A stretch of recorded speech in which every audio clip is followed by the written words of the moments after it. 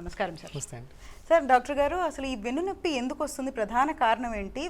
చాలా మంది వెన్నునొప్పి అంటే బ్యాక్ సైడ్ ఏ పెయిన్ వచ్చినా వెన్నునొప్పి అని అనుకుంటూ ఉంటారు. సో ఏంటి వెన్నునొప్పి అంటే? వెన్నునొప్పి రకరకాల కారణాలు ఉంటాయండి. వెన్నునొప్పి అంటే అగైన్ జోన్ వైజ్ చూస్తాం మనం.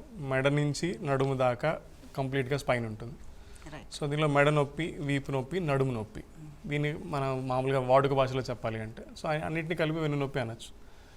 వీటిలో మోస్ట్ కామన్ కాజ్ అంటే సాధారణంగా అందరికీ ఎక్స్పీరియన్స్ అయ్యేది most common cause muscle spasm, అంటే కండరాలు పట్టేయడం వల్ల వచ్చే నొప్పి మోస్ట్ కామన్ కాజ్.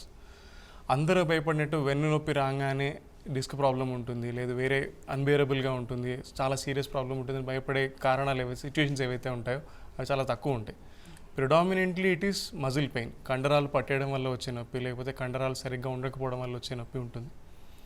బట్ అపోహలు, భయాలతోటి దాన్ని అందరూ చాలా సీరియస్గా తీసుకోవడం కానీ లేకపోతే కంప్లీట్గా నెగ్లెక్ట్ చేయడం కానీ జరుగుతుంటుంది. సో ఈ వెన్నునొప్పిలో రకాలు అంటే ఇప్పుడు కొంతమంది సయాటికా అంటూ ఉంటారు, అండ్ అట్లానే ఇంకొకటి స్పాండిలైటిస్ అంటారు. ఇవంటే ఏంటి? బ్యాక్ పెయిన్కి దానికి ఏమైనా సంబంధం ఉందా డాక్టర్ గారు? ఇవి రిలేటివ్లీ సిమిలర్ టర్మ్స్ అండి. బ్యాక్ పెయిన్ అనేది మనకు వాడుక భాషలో వాడే పదం.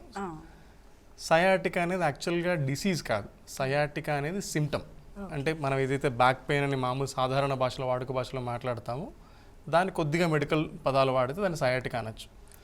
స్పాండైలైసిస్ లేదా స్పాండైలైటిస్ అనేది ఏదైతే అంటారో అవి మళ్ళీ డిఫరెంట్ టర్మ్స్. అవి దానిలో సిమిలర్గా ఉండే పదాలు 2-3 రకాల పదాలు ఉంటాయి.